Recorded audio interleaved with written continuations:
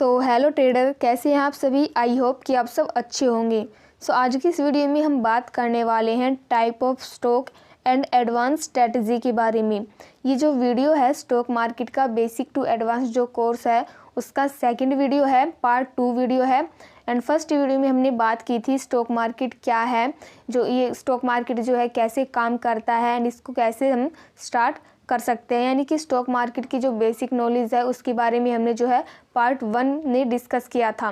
Stock market basic advance का जो part 1 video था, यानी कि जो फर्स्ट वीडियो थी, उसमें जो हमने स्टॉक मार्केट की बेसिक नॉलेज यहाँ पर ली थी। आई होप कि आपको फर्स्ट पार्ट जो है अच्छे से क्लियर हो गया होगा, उसमें सभी चीज़ें जो है आपको अच्छे से समझ आई होगी। आज की इस वीडियो में हम टाइप ऑफ स्टॉक एंड कुछ इन्वेस्टमेंट स्ट्रेटजी के बारे में डिस्कस करने वाले हैं। चलिए वीडियो स्टार्ट करते हैं।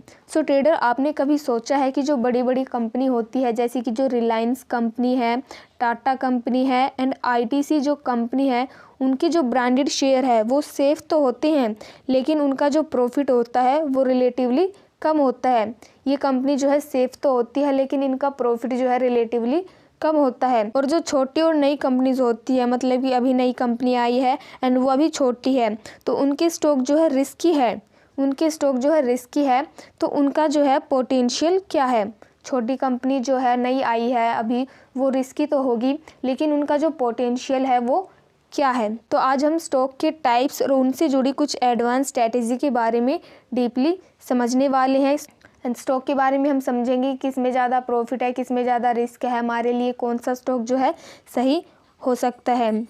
अगर आप एक बिगिनर है तो आपके लिए ये वीडियो जो है काफ़ी हेल्पफुल होने वाली है। वीडियो को एंड तक ज़रूर देखिएगा। एंड वीडियो शुरू करने से पहले आप सभी से एक रिक्वेस्ट है, अगर आप हमारे चैनल पर नए हैं तो चैनल को सब्सक्राइब ज़रूर करें। एंड अगर आपको ये वीडियो थोड़ी सी भी अच्छी लगती है, थोड़ी सी भी हेल्पफुल लगती है, तो वीडियो को एक लाइक तो ज़रूर करें। तो यहाँ पर जो है मैं आपको एक एग्जाम्पल के साथ समझाती हूँ। जैसे कि मान लीजिए आप जो है एक मेले में गए हैं, मेले में गए हैं एंड उस मेले में जो है आपको हर जगह पर अलग अलग चीज़ें मिलती हैं, मतलब हर जगह पर जो है अलग अलग प्रोडक्ट्स मिलते हैं। यहाँ पर आपको क्या है, फर्स्ट स्टॉल पर कुछ प्रोडक्ट मिलेंगे जो कि ब्रांडेड है एंड इसके साथ ही वो प्रोडक्ट जो है सेफ़ भी है और रिलायबल भी है, मतलब कि वो सेफ़ भी है, सुरक्षित भी है और भरोसेमंद भी है। तो आपको फर्स्ट स्टॉल पर जो है ब्रांडेड प्रोडक्ट मिलेंगे एंड सेकंड स्टॉल पर आपको यहाँ पर जो है नए और यूनिक प्रोडक्ट मिलेंगे। या नए सेकंड स्टॉल पर आपको नए, न्यू और यूनिक प्रोडक्ट मिलेंगे। ओके, एंड इसमें क्या है, इसमें यहाँ पर जो है आपको रिस्क भी हो सकता है और लॉस भी हो सकता है, मतलब यहाँ पर जो है रिस्क भी ज़्यादा है और प्रॉफिट भी ज़्यादा है। यानी यहाँ पर जो है कुछ इस तरह की प्रोडक्ट आपको मिलेंगे जो रिस्की भी है और रिलायबल भी है, यानी प्रॉफिटेबल भी है और रिस्की भी है। थर्ड स्टॉल में आपको कुछ ऐसे प्रोडक्ट मिलेंगे जिन पर जो है आपको डिस्काउंट मिलता है, थर्ड स्टॉल पर आपको जो है कुछ ऐसे प्रोडक्ट मिलेंगे जिस पर आपको डिस्काउंट मिलता है। तो ऐसे ही जो है स्टॉक मार्केट में भी अलग अलग टाइप के स्टॉक होते हैं, जो कि कुछ सेफ होते हैं, कुछ रिलायबल होते हैं एंड कुछ में आपको जो है डिविडेंड मिलता है। जैसे कि यहाँ पर थर्ड स्टॉल में आपको डिस्काउंट मिला था, ऐसे ही जो है कुछ स्टॉक्स ऐसे होते हैं जिनमें आपको जो है डिविडेंड मिलता है। आपको क्या करना है, आपको बस इतना समझना है कि स्टॉक मार्केट में आपको एक ऐसे स्टॉक को जो है सिलेक्ट करना है जो कि आपकी ज़रूरत के हिसाब से सही है। तो आज की इस वीडियो में जो है हम स्टॉक के टाइप्स के बारे में डिस्कस करने वाले हैं कि स्टॉक मार्केट में जो है कितने प्रकार के जो है स्टॉक होते हैं। तो फर्स्ट यहाँ पर आता है ब्लू चिप स्टॉक। तो ये बड़ी और रिलायबल कंपनी के स्टॉक होते हैं, यानी कि जो बड़ी बड़ी कंपनी होती है और जो भरोसेमंद कंपनी होती है उनके स्टॉक्स जो होते हैं ब्लू चिप स्टॉक्स में होते हैं। यानी कि ब्लू चिप स्टॉक्स जो है उन्हीं स्टॉक्स को कहते हैं जो बड़ी कंपनी होती है और रिलायबल कंपनी होती है। और ब्लू चिप स्टॉक जो है आपको लॉन्ग टर्म में जो है स्टेबल रिटर्न देता है, स्टेबल रिटर्न जो है आपको यहाँ पर देता है। और इसमें जो है रिस्क जो होता है वो बहुत कम होता है, क्योंकि ये कंपनी जो होती है बड़ी कंपनी होती है और भरोसेमंद कंपनी होती है, तो इसलिए इसमें जो है रिस्क बहुत कम होता है। जो रिलायंस कंपनी है वो बड़ी कंपनी है एंड ये भरोसेमंद कंपनी भी है। ऐसे ही जो TCS कंपनी है, यानी कि टाटा कंसल्टेंसी सर्विस जो कंपनी है, वो भी एक भरोसेमंद कंपनी है। एंड ऐसे ही जो HDFC बैंक है वो भी एक भरोसेमंद स्टॉक है, भरोसेमंद कंपनी है। यहाँ पर जो है ब्लू चिप स्टॉक्स में वो सभी कंपनी आती है जो बड़ी है एंड जो रिलायबल है। तो सेकंड यहाँ पर आता है मिड कैप स्टॉक। अब मिड कैप स्टॉक में कौन से स्टॉक आते हैं, तो मिड कैप स्टॉक में जो है वो कंपनी होती है जो कि ना तो ज़्यादा बड़ी होती है और ना ही ज़्यादा छोटी होती है, यानी कि जो बीच की कंपनी होती है, मीडियम साइज़ की कंपनी होती है, उनके स्टॉक्स जो है मिड कैप में आते हैं। इसमें क्या है, ये कंपनी जो होती है ये ग्रो तो कर रही होती है। अब जो मीडियम कंपनी है वो ग्रोथ तो कर रही होती है, लेकिन इसमें क्या है, इसमें आपको थोड़ा ज़्यादा रिस्क हो सकता है, लेकिन इनकी ग्रोथ की संभावना भी होती है। इनकी संभावना भी होती है कि भी आगे चलकर ये कंपनी जो है ग्रो कर सकती है। तो मिड कैप स्टॉक्स में जो है यहाँ पर आपने वोल्टास का नाम सुना होगा। वोल्टास जो कंपनी है वो मिड कैप स्टॉक के अंदर ही आती है। एंड ऐसे ही आपने यहाँ पर अपोलो हॉस्पिटल का नाम भी सुना होगा, ये भी जो है मिड कैप स्टॉक के अंदर ही आती है। सो नेक्स्ट यहाँ पर हमारा आता है स्मॉल कैप स्टॉक। अब स्मॉल कैप आपको नाम से ही पता चल रहा होगा कि छोटी कंपनियों के स्टॉक। तो ये जो स्टॉक होते हैं वो छोटी कंपनी के स्टॉक होते हैं। इनमें जो है आपको रिस्क सबसे ज़्यादा मिलता है। इनमें रिस्क जो है सबसे ज़्यादा होता है क्योंकि ये जो है छोटी कंपनी होती है। लेकिन अगर कंपनी ग्रो करे तो प्रॉफिट भी सबसे ज़्यादा होता है। लेकिन अगर कंपनी अगर ग्रो करती है तो प्रॉफिट भी जो है इसमें जो है प्रॉफिट भी सबसे ज़्यादा होता है। ओके, जैसे यहाँ पर जो है कंपनी यहाँ पर रेन इंडस्ट्राइज जो कंपनी है यहाँ पर जो है इसमें स्मॉल कैप स्टॉक में आती है। ओके, सो नेक्स्ट यहाँ पर आता है डिविडेंड स्टॉक। अब डिविडेंड स्टॉक कौन से होते हैं, तो ये जो है वो स्टॉक होते हैं जो आपको हर साल प्रॉफिट का कुछ हिस्सा देते हैं डिविडेंड के रूप में। ओके, मतलब कि जो स्टॉक जो होते हैं अपने शेयर होल्डर को डिविडेंड देते हैं, कुछ परसेंट यहाँ पर डिविडेंड देते हैं। आपने सुना होगा कि भाई इस कंपनी ने, इस स्टॉक ने जो है इतना % का रिटर्न दिया है अपने शेयर होल्डर्स को। ओके, तो मतलब डिविडेंड जो है वो स्टॉक होते हैं जो अपने शेयर होल्डर को डिविडेंड देती है। जैसे कि मैं यहाँ पर आपको एग्जांपल के साथ समझाती हूँ। जैसे कि आपकी मान लो कोई प्रॉपर्टी है, आपकी कोई प्रॉपर्टी है और आपने क्या है, आपने उस प्रॉपर्टी को रेंट पर दिया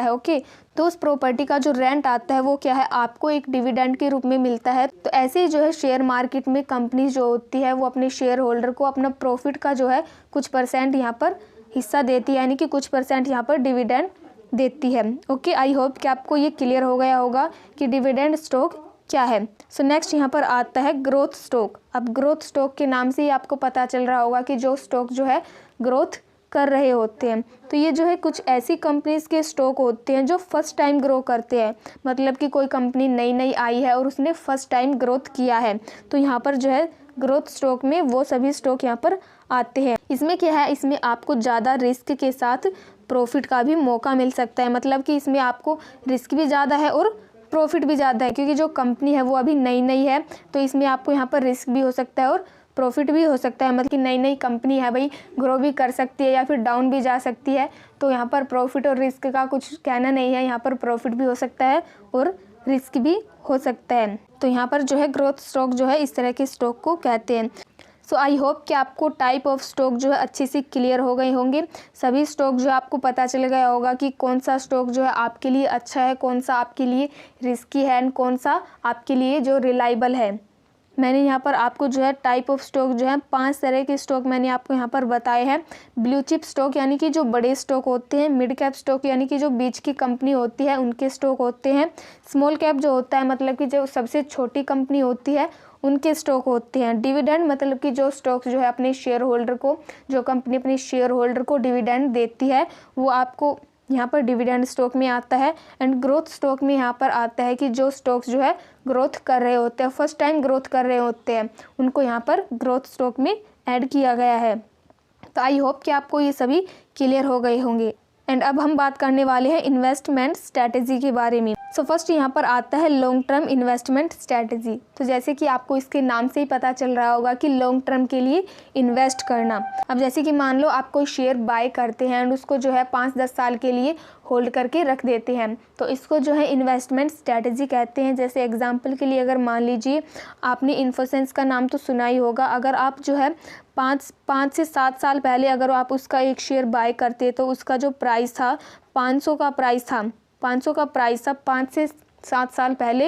एंड अब उसका जो प्राइस है वो यहाँ पर 1900 के प्लस यहाँ पर कुछ है उसका प्राइस। तो आप यहाँ पर देख सकते हैं आपके एक शेयर प्राइस के यहाँ पर ऊपर, तो आप यहाँ पर देख सकते हैं अगर आपने यहाँ पर इसका एक शेयर भी बाय किया होता, यानी 500 रुपये का एक शेयर इसको बाय किया होता, तो यहाँ पर कितने साल हुए हैं, 5-7 साल पहले जो है यहाँ पर, यानी कि 2017 में जो है इसका प्राइस था वो 500 रुपये का था, एंड अभी जो है 2024 में इसका प्राइस जो है 1900 के प्लस है। तो आप यहाँ पर देख सकते हैं कि यहाँ पर जो आपका पैसा था वो यहाँ पर जो है 2.5 गुना से भी ज़्यादा हो चुका है। मतलब कि एक शेयर के प्राइस के ऊपर आपको जो है यहाँ पर आपको 1400 रुपये का प्रॉफिट हुआ होता है। नेक्स्ट यहाँ पर आता है शॉर्ट टर्म ट्रेडिंग स्ट्रैटेजी, यानी कि डे ट्रेडिंग, मतलब ही एक ही दिन में किसी शेयर को जो है बाय करना एंड सेल करना।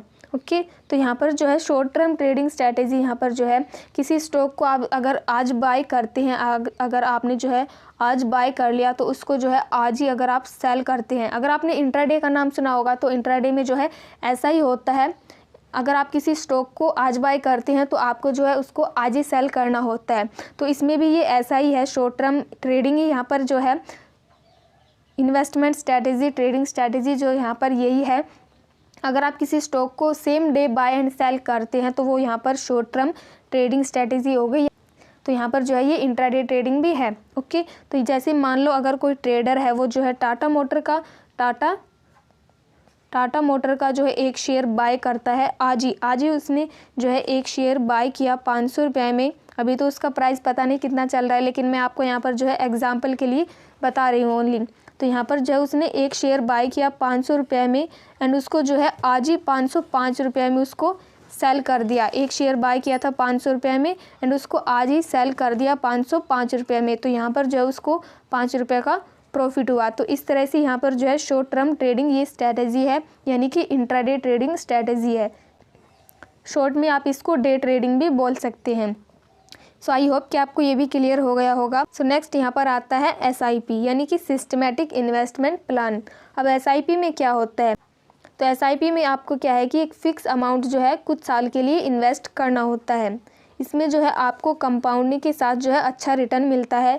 जैसे कि मान लीजिए अगर आप यहाँ पर जो है 1000 रुपया जो है लगातार इन्वेस्ट करते हैं 10 साल तक, तो यहाँ पर जो आपको कंपाउंडिंग के साथ जो है अच्छा रिटर्न मिलता है। यानी कि यहाँ पर आप जो एक फ़िक्स अमाउंट जो है फ़िक्स ईयर के लिए, मतलब फ़िक्स जो है यहाँ पर टाइम के लिए इन्वेस्ट करते हैं, तो इसे यहाँ पर जो है SIP बोलते हैं, यानी कि सिस्टमेटिक इन्वेस्टमेंट प्लान बोलते हैं। सो आई होप कि आपको ये भी क्लियर हो गया होगा। नेक्स्ट यहाँ पर आता है डाइवर्सिफिकेशन स्ट्रैटेजी। अब डाइवर्सिफिकेशन स्ट्रैटेजी क्या होता है, अब इसमें आपको क्या है कि अलग अलग सेक्टर और स्टॉक में पैसा लगाना होता है, यानी कि पैसा इन्वेस्ट करना होता है ताकि रिस्क कम हो। तो जैसे कि अगर आप यहाँ पर जो है एक स्टॉक में पैसे इन्वेस्ट करते हैं, कोई भी स्टॉक मान लीजिए आप यहाँ पर पैसे इन्वेस्ट करते हैं एक ही स्टॉक में, और अगर वो कंपनी जो है डाउन चली जाती है तो इस सिचुएशन में तो आपके सारे पैसे जो है लॉस में चले जाएंगे।